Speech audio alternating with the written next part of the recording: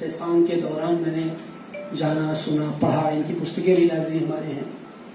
लेकिन 86 वर्ष के उम्र में कविता को लेकर के जो संचार हुआ है और जो उल्लास और हर्ष का यहाँ पर उन्होंने घोष किया है, वह सुन करके तो जी बहुत गदगद हो गया है। क्योंकि और जितना सुचिंतित वक्तव्य क्योंकि ये हमारे लिए एक तरह के पुरस्कार के रूप में मौजूद रहे। हमें पता नहीं था कि चेतन जी हमारे बीच मौजूद होंगे, और बिल्कुल ये तो जब सेंटर हम 1 बजे आए तो ये आप त्रिपाठी जी यहाँ बैठे हुए थे, तो मैंने परिचय पूछा तो आपने जब बताया तो मुझे लगा कि ये देखिए युवा पीढ़ी के भाग्य का भी मसला है, संयोग का मसला है कि इतने समृद्ध पैनल में त्रिपाठी जी आकर के उसे और समृद्ध कर दिए। तो और ये बहुभाषी कविता पाठ का जो सत्र रखा गया, उसमें एक से एक दिग्गज मंच पर तो पहले से मौजूद थे, लेकिन मैं बार बार हरिराम त्रिपाठी जी का अभिवादन करता हूँ, स्वागत करता हूँ। और इन्होंने जिस सुर और स्वर से हमारी नौजवान पीढ़ी के काव्यत्व को संबोधित किया है और जो कहा है, जो उद्बोधन दिया है, उससे आप सब जो नई पीढ़ी है निश्चित रूप से बहुत समृद्ध हुई होगी।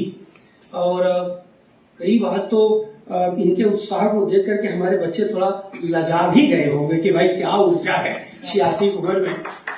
और ये इसलिए कह रहा हूं कि मधुकर जी उसमें मौजूद नहीं थे, लेकिन त्रिपाठी जी थे।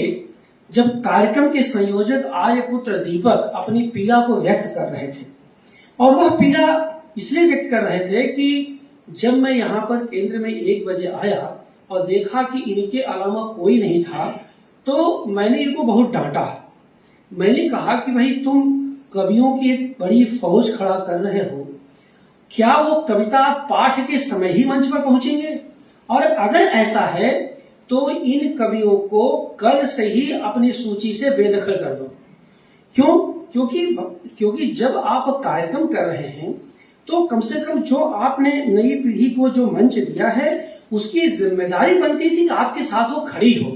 भाई मंच है, कुर्सी है, इसकी सजावट है, तमाम तरह की गतिविधियां होती हैं, या कोई पूछा तो होता आपसे।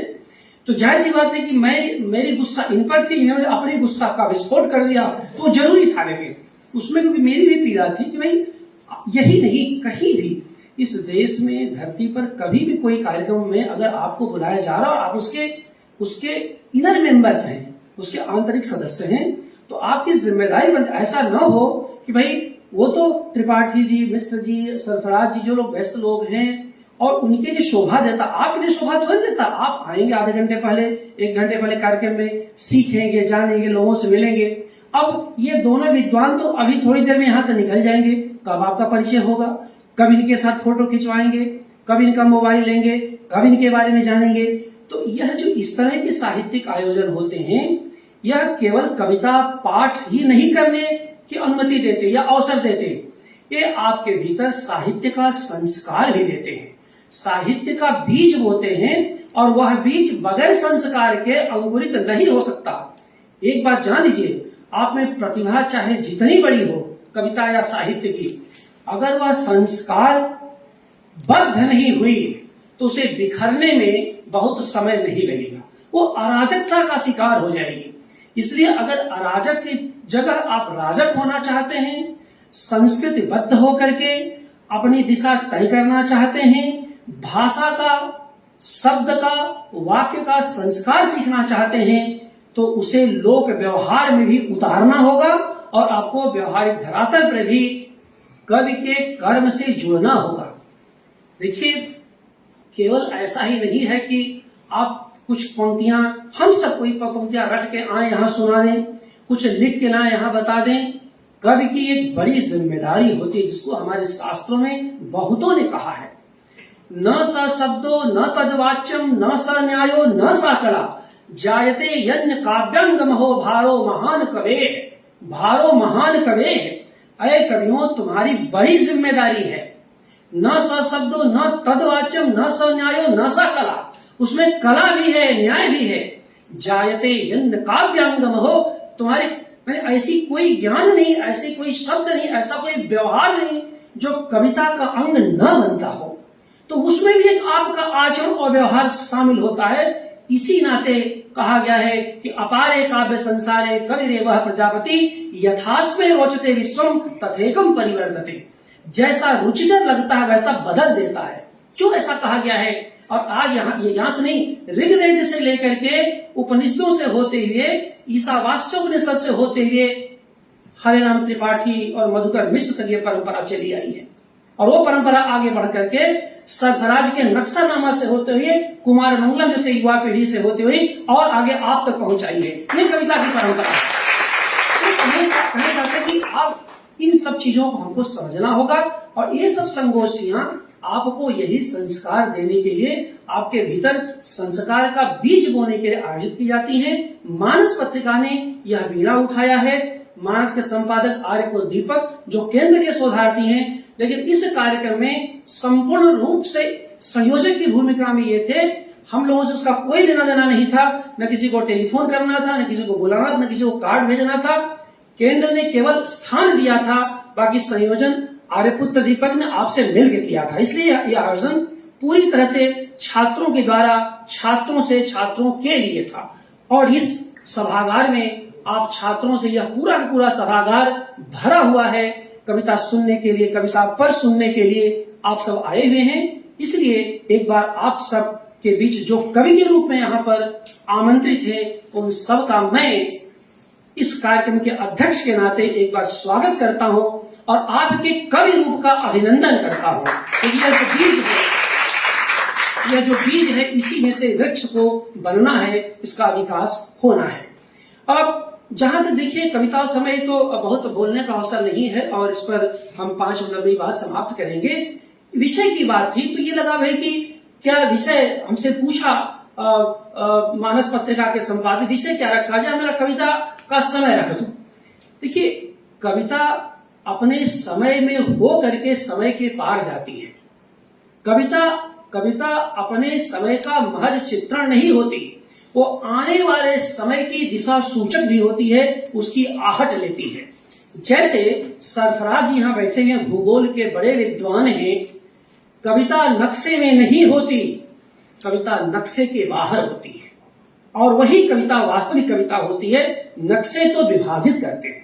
इसीलिए कविता का जो समय है वो समय के पार जाता है। यानी उस समय को कविता रचती है जिस समय को कोई देख नहीं पाता। और इसी नाते टी.एस. इलियट का वह 4 क्वार्टेट वो पंक्तियां याद करिए कि time present and time past are always present in times future and time future is contain in time past. ये जो समय का जो चक्र है अद्भुत है। और कविता जो करती है वह इस रूप में अपने समय को सजगता से दर्ज करती है। और आप देखिए कि हमारा समय क्या समय है, ये बहुत ही जटिल, विकट और काफी कॉम्प्लिकेटेड, उलझा हुआ समय है। आपने महामारी का दौर देखा है। ये केवल महामारी का मुद्दा नहीं है, यह सभ्यता और संस्कृत के बीच टकराहट का भी मुद्दा है। सभ्यता की वैयक्तिकता संस्कृत की सामूहिकता से जब टकरा रही होती है, तब सर्वाधिक जो कोई चेतना उभर के सामने आती है, कोई विधा उभर के सामने आती है, वो कविता होती है। तो कविता अपने समय के संकट को सर्वाधिक दर्ज करने वाली विधा है। क्यों? क्योंकि कविता बुनियादी तौर पर सामूहिक हित चिंतन को संबोधित करते हुए लोकबद्ध प्राणी से जुड़ती है, लोकबद्ध समाज को संबोधित करती है। इसी नाते देखिए कि जब सभ्यता की वैयक्तिकता में और संस्कृति की सामूहिकता में टकराव होता है, तो उस समय अगर कोई विधा सर्वाधिक याद आती है तो वह कविता होती है। इसीलिए कविता के सांस्कृतिक पहचान का यह समय है। और कविता के सांस्कृतिक पहचान के समय का मतलब यह है कि कविता अपने संस्कृति की सामासिकता, सामूहिकता और सामाजिकता को जितना बचा सके उतना बचाने की यह कोशिश करती है। और यही कविता के समय में कविता की सार्थकता है।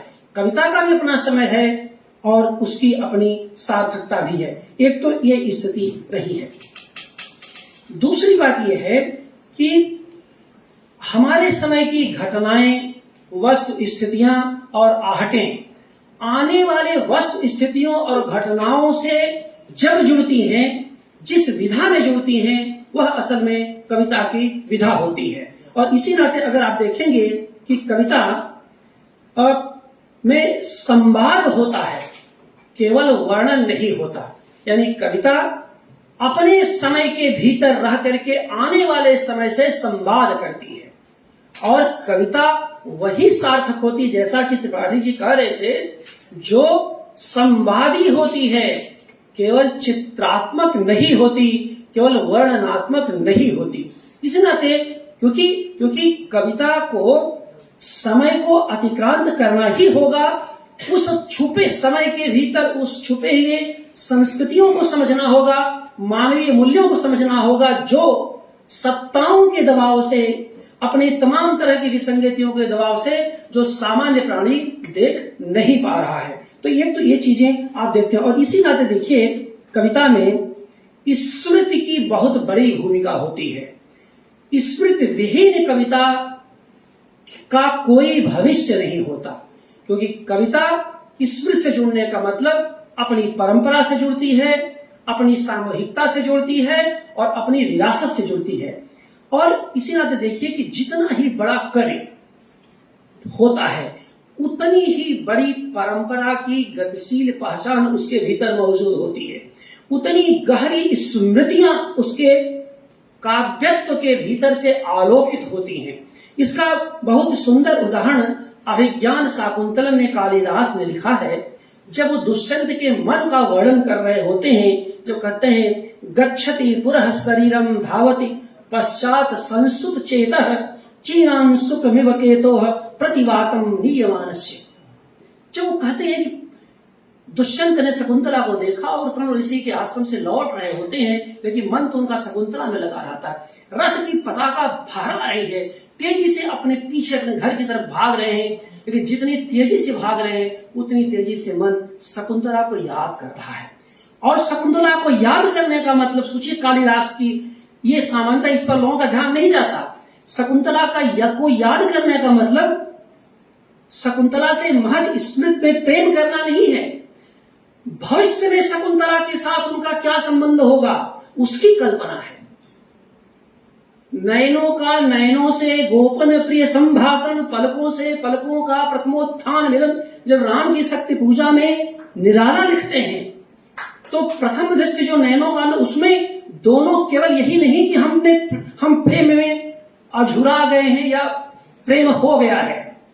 प्रेम की अपनी पराकाष्ठा में यह संबंध कहां पहुंचेगा, भविष्य में क्या पहुंचेगा, उसकी यादें हैं। यह कविता है। यही अगर केवल आप इतनी बात को समझ जाएं कि शकुंतला उनके वर्तमान से स्मृति में जाती है और स्मृति को आलोकित करती हुई भविष्य में अपना नया से नया अभिनव रूप ग्रहण करती चली जाती है। कविता अपने समय में स्मृति से जुड़ करके यही कार्य करती है। और इसी नाते देखिए, हम लोग बहुत पढ़ाते हैं, जब काव्य शास्त्र का विवेचन करते हैं, और जो अनुकरण का सिद्धांत क्या है जिसको आप एमए पढ़ते हो, यही तो है जो अरस्तु ने कहा कि हाँ, कविता नकल करती, कविता अनुकरण करती है। किसका करती है? उसका नहीं जो प्लेटो कह गए थे, गुरु कह गए थे, वह करती जो भविष्य में होने वाला है, जो आने वाला